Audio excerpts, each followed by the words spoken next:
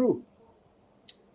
नमस्कार दर्शकों, आज हमारे खास में श्यामलाल शर्मा बड़े सीजन्ड पॉलिटिशियन हैं और बड़ी नती तुली बात करते हैं। श्यामलाल जी, आपका स्वागत है। बहुत बहुत धन्यवाद विनोद जी, आपका भी। जी, आजकल डेली वेजेस का मुद्दा बड़ा गरमाया हुआ है और हम सब जानते हैं जब डेली वेजेस को रेगुलराइज करने की बात को लेकर के आखिरी कैबिनेट मीटिंग हुई थी, उसमें आपने गुस्से में आकर के रिजाइन भी दिया था। असल में क्या प्रॉब्लम है कि इन डेली वेजेस को रेगुलराइज नहीं किया जा रहा? आपके हिसाब से क्या लगता है? देखिए विनोद जी, आपने बहुत ही एक इम्पॉर्टेंट इशू है और पिछले 90 दिन से, और अगर आप देखेंगे तो 10-15 साल से वो एजिटेशन कर रहे हैं। और जो बात आपने कही है वो 2014 की बात है। पहले तो इन लोगों को कोई ओन ही नहीं करता था। जब 2013 को मुझे ये विभाग मिला तो मैंने लोगों का जो है डॉक्यूमेंट जब मांगे अपने ऑफिसर से, तो मेरे से पहले जो मेरे प्रेडिसेसर मिनिस्टर थे वो तो on the floor of the house कहते थे कि हमने कोई आदमी लगाया ही नहीं है, कि जबकि 1976 से ऑनवर्ड जहां पे पानी की स्कीमें बनती रही, क्योंकि लोगों को साफ पीने का पानी देना था, उसके लिए हमें 100% फंडिंग जो है एक यूनिट मतलब के एक स्कीम लगाने के लिए जो है वो गवर्नमेंट ऑफ इंडिया देती थी। लेकिन उसमें मैन पावर का जो कंपोनेंट है, जो हमारे एम्प्लॉयमेंट रूल है, वो नेशनल जो हमारे हैं उसमें ये होता है कि मैन पावर का कंपोनेंट जो है वो स्टेट का प्रेरोगेटिव होता है। लेकिन बदमाशी ये की गई इन लोगों के साथ कि इनको टाइम टू टाइम पॉलिटिकल लोग, ब्यूरोक्रेट, टेक्नोक्रेट और नीचे अगर जेई तक देखा जाए तो इन लोगों को ये करते रहे। हालांकि इनकी जरूरत थी, लेकिन इनके लिए एक वाजिया पॉलिसी नहीं बनाई। और फिर मैंने आके जो है वो डॉक्यूमेंट तैयार करवाया, ये देखा कि 1976 के बाद 2013 तक कितनी पीने के पानी की स्कीमें जम्मू कश्मीर में बनी है। तो मुझे याद है 2013 तक जो है 31 दिसंबर हमने कट डेट रखी थी। तो 6200 स्कीम जो है विनोद जी 1976 से लेके 2013 तक बनी, लेकिन किसी में भी मैन पावर की कंपोनेंट नहीं था। और अगर 6200 स्कीम को चलाना हो मल्टीप्लाई इनटू 10, कम से कम 10 लोग चाहिए एक स्कीम को चलाने के लिए, वो भी उस स्कीम को जिसका रेडियस 3 किलोमीटर हो। लेकिन हमारे तो 30-30 किलोमीटर पे भी है। जैसे अगर आप देखेंगे बनी बसोली में, डोडा में, जम्मू के हिली टैरेंट में, पुंछ में, रजौरी में, तो मैंने अपने चीफ इंजीनियर को और अपने एडमिनिस्ट्रेटिव सेक्रेटरी को पूछा कि ये इतना बड़ा गैप क्यों रहा, आप लोगों ने मैन पावर का कंपोनेंट क्यों नहीं रखा? जब कोई स्कूल बनता है, अस्पताल बनता है, तो उसमें सबसे पहले उसमें कितने मुलाजिम होंगे, उनका प्रोटोकॉल क्या होगा? तो फिर मैंने उनको ये कहा। और ये अपॉइंटिंग अथॉरिटी जो होती है क्लास 4 और क्लास 3 की, वो अपॉइंटिंग अथॉरिटी होता है Vinod ji head of the department, means chief engineer. वो मुझे कहने लगे कि टाइम टू टाइम हुए हैं। मैंने कहा आप इनसे काम लेते हैं ना? तो मुझे खुशी है कि पांचों के 5 चीफ इंजीनियर ने और एडमिनिस्ट्रेटिव सेक्रेटरी उसमें के ने उस पर मोहर लगाई और उन्होंने फोन किया कि हमारी ये रिक्वायरमेंट है। और अभी भी उस समय भी 28,000 असामियां जो थी और बनती थी। इन लोगों को 23,000 को रेगुलाइज करके 28 और बनती थी। हमारे पास था, तो इसको कंपनसेट करने के लिए हमें 28,000 और लोग चाहिए थे। लेकिन अगर आप देखेंगे 2014 के बाद, तो मुझे लगता है 2-2.5-3 हजार लोग और रिटायर्ड हो गए होंगे। तो इन तमाम चीजों को देखते हुए मुझे लगता है कि उस समय फिर कैबिनेट सब कमेटी बनी। कैबिनेट सब कमेटी को जब ये पता चला कि 16,071 लोग पीएचई में जम्मू में है और 7,500 जो है कश्मीर में है, हालांकि उन्होंने 11,000 जो था वो विनोद जी परमानेंट लगा लिया था। कश्मीर में सामने शर्त रखी कि 5,000 और डालो हमारा, तो फिर हम इनको रेगुलाइज करते हैं। मैंने कहा कि आपका एरिया कम, आपकी स्कीमें कम, आपके नेचुरल सोर्स को टेप करके हम बाई ग्रेविटी पानी देते हैं, वहां मैन पावर की इतनी जो रिक्वायरमेंट होगी, जो नाम्स होंगे, जो पैरामीटर्स होंगे, तो उस तरीके से। और बीच में आपको पता है फ्लड अर्लियर आ गया, तो कैबिनेट मीटिंग में मैंने ये एजेंडा सारा तैयार था, उन्होंने नहीं माना उस समय, तो मैंने गुस्से में रेजिग्नेशन दिया। लेकिन मुझे गुस्सा नेशनल कॉन्फ्रेंस पे इतना नहीं है, इतना उस समय मेरे कांग्रेस के साथी थे, खासकर जम्मू के जो लोग थे, उन्होंने भी मेरा सहयोग नहीं किया। उन्होंने विनोद जी ये सोचा कि ये सारा क्रेडिट श्यामलाल जी को चला जाएगा। राइट। और उस समय जो ट्रेड यूनियन के लीडर थे, मैं बड़ी बात करने जा रहा हूं आज, जी ट्रेड यूनियन के लीडर जो थे, आपको पता है, वो भी स्ट्राइक पे थे, दूसरे महकमे के भी। उन्होंने जो परमानेंट थे, जो आज अलग अलग पार्टियों में जाके इलेक्शन लड़ना चाहते हैं, उन्होंने अपनी 58 से 60 करवा ली। और इसमें उन्होंने कहा कि हम पीएच वालों को और दूसरे डिवीजनों को सेटिस्फाई कर लेंगे। हालांकि वो मैंने वहां उठ के प्रोटेस्ट किया कि मैं आप लोगों को एक्सपोज करूंगा बाहर जाके कि आप लोग उनके सरों के साथ सौदे करके आए हो। अगर आज भी मैं उन लोगों को चैलेंज करता हूं, जो स्टेटमेंट और जो मैं वार्तालाप आपसे कर रहा हूं, एक लफ्ज में भी अगर कोई अंतर होगा तो मैं सियासत से संन्यास ले लूंगा। उस समय जो ट्रेड यूनियन लीडर थे और जो कुछ हमारे साथी थे मेरे, उन्होंने भी मेरा सहयोग नहीं दिया, और ये लोग बेचारे दर बदर आज तक होते जा रहे हैं। जी, लेकिन श्याम जी, आज आपसे मुलाकात हुई थी इनकी, आप कोई वे आउट निकालेंगे, या कुछ ब्यूरोक्रेट ऐसे हैं जो एलजी को मिसलीड कर रहे हैं? क्योंकि ये डिजर्व करते हैं। आप खुद कह रहे हैं कि अगर इनको हम रेगुलराइज कर भी लें, उसके बावजूद भी असामियां खाली रहेंगी। देखिए, मैं आपको बात बताता हूं, इस बात को उस समय गवर्नर, आपको मैं रिमाइंड करवाना चाहता हूं, एन वोहरा, इमीडिएटली जब गवर्नर रूल लागू हुआ, तो आपको पता है मेरी एक वार्तालाप अकॉर्डिंग ये बातें सारी हुई। और उस समय उन्होंने ऑन किया था, और कुछ लोग एबलाइज की भी थे, जो उस समय का एक डॉक्यूमेंट था कि भाई फेस मैनर में। अगर आप याद करेंगे कि इमीडिएटली जब गवर्नर रूल जहां पे लगा है, असेंबली डिसॉल्व हुई है, गवर्नर रूल असेंबली डिसॉल्व हुई जब, तो सरकार से उन्होंने विड्रॉ कर दिया, तो उन्होंने इस चीज को एड्रेस करने की कोशिश की थी, लेकिन एन वोहरा साहब भी चले गए। उसके बाद कुछ ऑफिसर, ब्यूरोक्रेट और टेक्नोक्रेट ने और कुछ पॉलिटिकल लोगों ने ये कहा कि ये जनाब बैकडोर एंट्री है। अरे भाई, पहले आपको मैं आज रिकॉर्ड स्टेट करना चाहता हूं, कोई भी आदमी आके मेरे साथ कंटेस्ट कर ले, आर्गू कर ले, काउंटर कार्ड लगे, मैं अगर उनको कन्विंस करूंगा विद प्रूफ और बताऊंगा कि आपको रिक्वायरमेंट इस समय तो 7,200 स्कीम हो गई है, 72,000 आदमी हमें चाहिए उस स्कीमों को चलाने के लिए। सिर्फ आपके पास 18,000 परमानेंट मुलाजिम है और 23,000 ये है।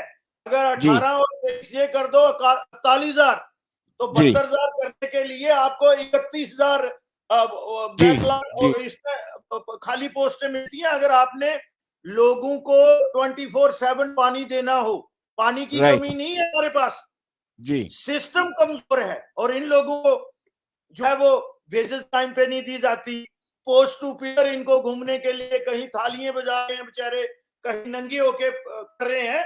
तो मुझे लगता है कि गवर्नमेंट को इसका संज्ञान लेना पड़ेगा। आज मेरे साथ मेरे अध्यक्ष भी वहां पे थे और हमने ये बात जाके की, मैंने अध्यक्ष जी से भी बात करके आया हूं, और कल इन ट्रेड यूनियन लीडर्स को भी मैंने कहा है मेरे पास, क्योंकि परमात्मा का शुक्र है इन लोगों को ये कहा जाता है कि 2014 के फ्लैश फ्लड में हमारे पास कोई रिकॉर्ड नहीं है, लेकिन विनोद जी, मैंने मास्टर फाइल की एक कॉपी अपने पास रखी हुई है।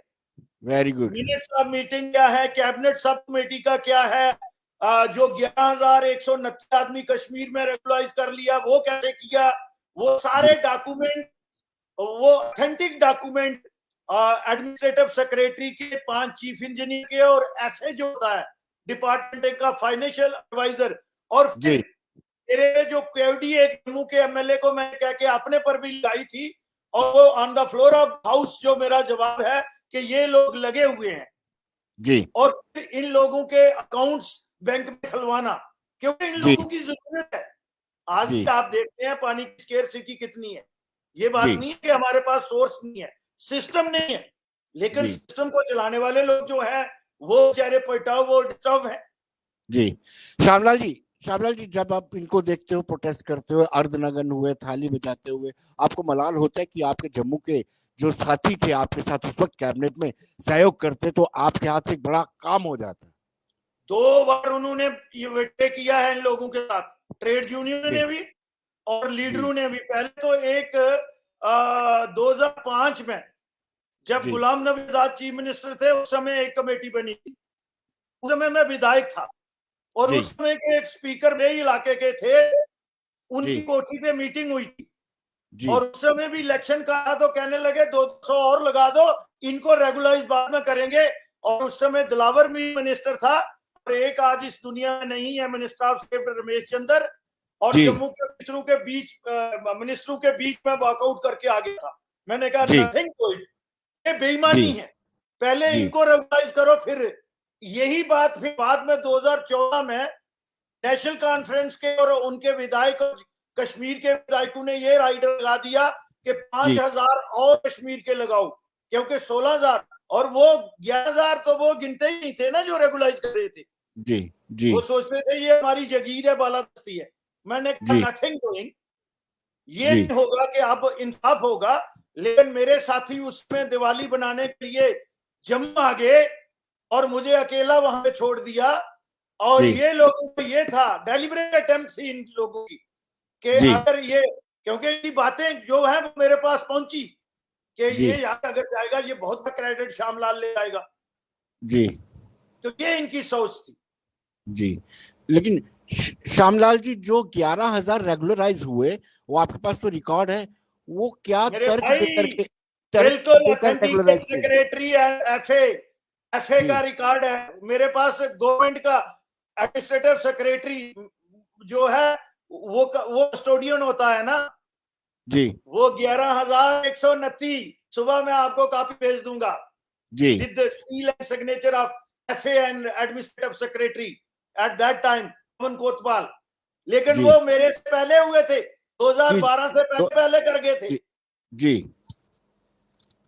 जी लेकिन एक स्ट्रोक में 11,000 से ज्यादा रेगुलराइज किया गया। जम्मू का कोई नहीं बोला, जम्मू का कोई मिनिस्टर नहीं जम्मू बोला। के 895 वो भी ले दे के किए हुए हैं।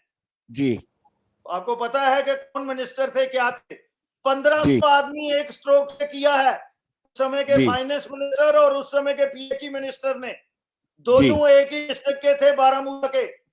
जी एक का नाम था दिलावर, दूसरे का नाम था बेग, जी मुजफ्फर हुसैन बेग। वो फाइनेंस था, वो जी ये था फाइनेंस ने कांग्रेस की।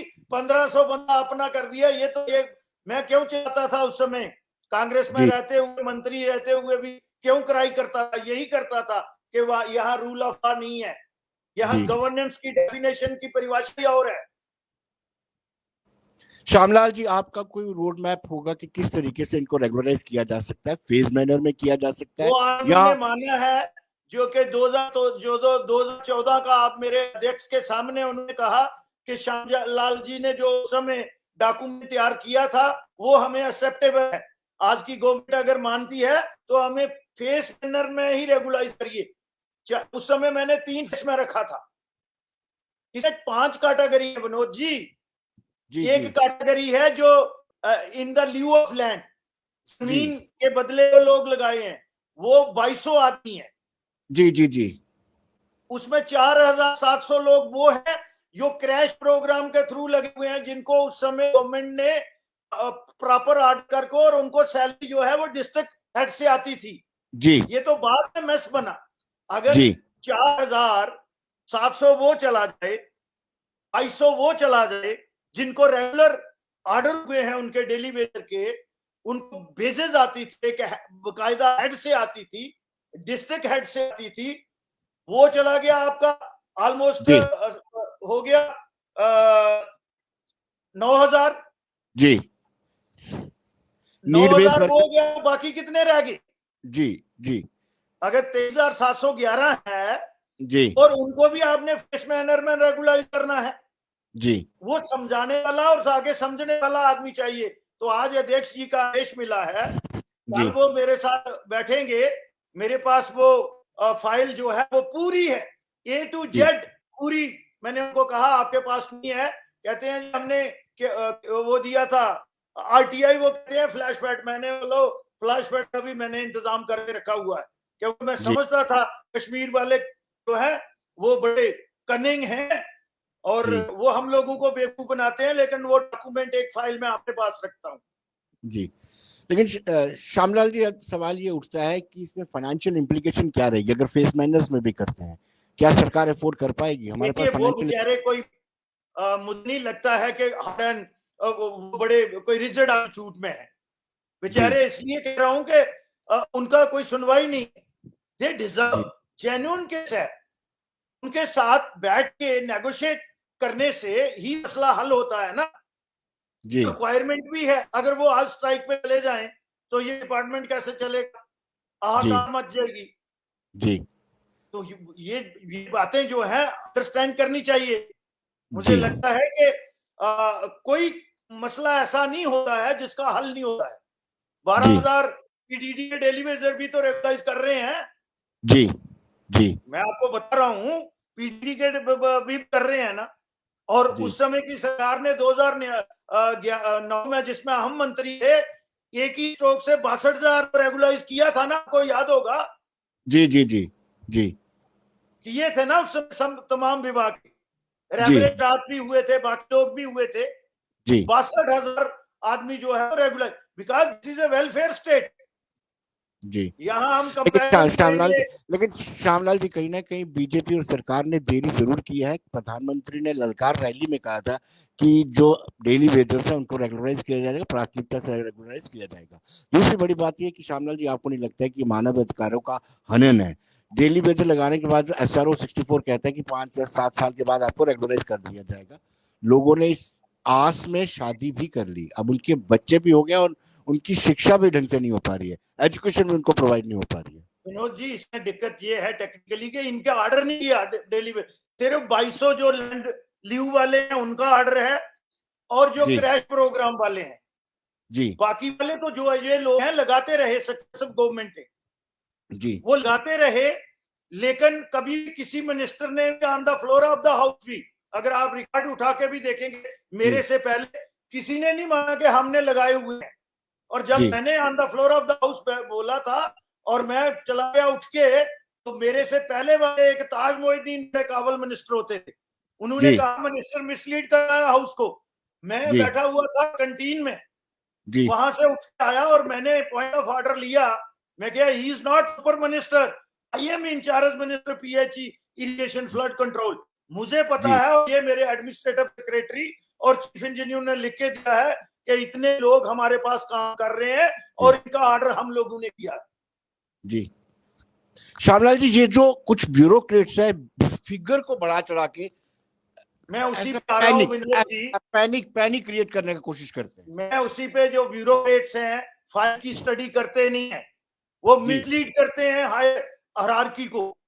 दिल्ली को भी जब जाके बोलते हैं तो बोलते हैं ये बैकडोर अपॉइंटमेंट है, ये बाहर दूसरी गवर्नमेंट ने लगाए हुए हैं। अरे एक सिस्टम कैरी फॉरवर्ड होता है जी, सरकारें बदलती हैं, डेफिनेशन है, एक सिस्टम एक सेट फ्रेमवर्क में आता है। वो मिसलीड उन्होंने आज का ये नब्ज पकड़ी है, ये पहली सरकारें लगा गई, इनकी जरूरत ही नहीं थी। ये बैकडोर एंट्री है। मैं उनका कार्ड स्टेट करना चाहता हूं कि ये बैकडोर एंट्री नहीं है, इनकी जरूरत थी। आप स्कीमें गिने, उनको चलाना कैसे है, कहाँ है आपका मैन पावर कंपोनेंट? अगर आप इतने काबिल थे एडमिनिस्ट्रेटिव सेक्रेटरी ब्यूरोक्रेट, तो फिर आप लोगों ने उनका मैन पावर का कंपोनेंट क्यों नहीं सबसे पहले रखा? और उसका रेकरिंग एक्सपेंडिचर क्या होगा, वो स्टेट ने भी करना था। जी श्यामलाल जी, आखिरी सवाल आपसे, जो कैबिनेट में आपने मसौदा रखा था वो क्या मसौदा था? किस तरीके से इनको रेगुलराइज करना था? कितनी जिनकी सर्विस हो गई हो उनको रेगुलराइज करना था, और कितने फेज में कर? जी, मैंने बताया कि जो पहले थे 1994 तक जो है वो रेगुलाइज हो गए जी। उनमें से कुछ लोग जम्मू के बेचारे लेफ्ट आउट रह गए जी, वहां भी उनके साथ बदमाशी, लेकिन फिर उसको हम करते रहे। जो बाकी वाले थे, मैंने कहा 1994 से लेके 2005 तक एक फेज, 2005 से 2009 तक एक फेज, 2009 से लेके उस समय 31 दिसंबर 2013 तक हमने बनाया था, जो कट लाइन रखी थी। जी 3 फेस ये बने थे, और उसके जी साथ क्रैश प्रोग्राम वाले और लैंड लीव वाले, उनका तो जी ऑर्डर हुआ है ना जी मिनिमम वेजेस का, जी उसकी तो गवर्नमेंट मानती है ना, जी उन लोगों को भी सजा मिल रही है। जी ये भी ITA ट्रेंड भी है, उसमें जी काम भी ले रहे हैं, जी और उनको रेगुलाइज और वेजेस भी नहीं, आज वेजेस भी नहीं उनको दे रहे जी हैं। जब उनका मुझे बताओ बायोमेट्रिक हो गई है, अकाउंट्स उनके में आने टाइम में उस समय 4500 जाता था, तो गवर्नमेंट ने इंडोर्स ही किया कि they are working. Right right right जी ये कॉमन सेंस है ना। जी जहां किताब की विजडम मिलती, वहां शेर को अपनी विजडम अप्लाई करनी पड़ी है। तो क्या जी सारी चीजें ब्लाइंड हो गई हैं क्या? जी अब उनको आप ट्रेजरी से अब 6900 रुपया दे रहे हो, जो 9000 आपने कर दिया, वो तो बेचारे अभी मिनिमम वेजेस के प्रीव्यू में नहीं आते विनोद जी, जो आप कह रहे हैं मिनिमम वेजेस।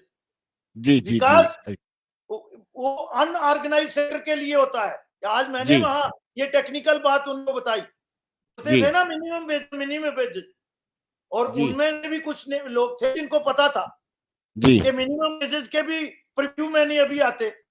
जी आधे तो मैं बताऊंगा, तब से कोई 2-2, 3-3 सौ की तो डेथ भी हो गई है बेचारों की। बिल्कुल बिल्कुल। श्यामलाल जी, जो लोग बेचारे रिटायर्ड होते हैं उनके दिल पर क्या गुजरती होगी, जो डेली वेजर रिटायर्ड हो जाते हैं? रिटायर्ड क्या हुए, वो तो समझो सजा काट के आए हैं, जी सजा भी उम्र के काट के आए, पूरी जी जिंदगी यहां दे दी उन्होंने। ये ह्यूमन इशू भी है विनोद जी। जी जी जी क्या हम आप तो ये बड़े मानते बड़े हैं लोग जो हैं, ये सोशल स्टिग्मा भी है कि किसी के बच्चे की शादी या बेटी की शादी को कहते हैं कि इसका वो बाप डेली देना वेजर है? इंजीनियर, जिन इंजीनियरों ने ये इन लोगों का कत्ल किया है, वो कहां जी कहां कितनी कितनी बड़ी कोठियां और कितनी कितनी उनके पास प्रॉपर्टी है। जी ये मैं कह रहा हूं कि इंसानियत जो है, अंदर का इंसान मर गया हमारा, जी वो अंदर से फील ही नहीं होती। मैं जी जी 2005 से लेके आज तक मेरी एक ही है कि ये लोग जो है, ये जेन्युइन, मैं गलत आदमी की कभी भी सपोर्ट नहीं करता हूं, ना पॉलिटिकल कंसिडरेशन है मेरी, ये जी जेन्युइन लोग हैं, और जी रिक्वायर्ड थी ये लोग। गलती ऑफिसर कर गए, सजा इन लोगों को मिलती है। इन लोगों ने विश्वास किया, जो सब सरकारें आई, जो मंत्री आए, जो दूसरे लोग आए, उन पे तमाम पे जब वोट लेने होते हैं, सब लोग बोलते हैं हम आपके साथ हैं, सब पहले यही काम करें। तो जी मुझे लगता है कि अब इनका इश्यू जो है वो एड्रेस होना ही चाहिए। जी श्यामलाल जी, बहुत बहुत शुक्रिया आपका, धन्यवाद आप आपका हमारे भी साथ। विनोद जी बहुत बहुत धन्यवाद। Thank you.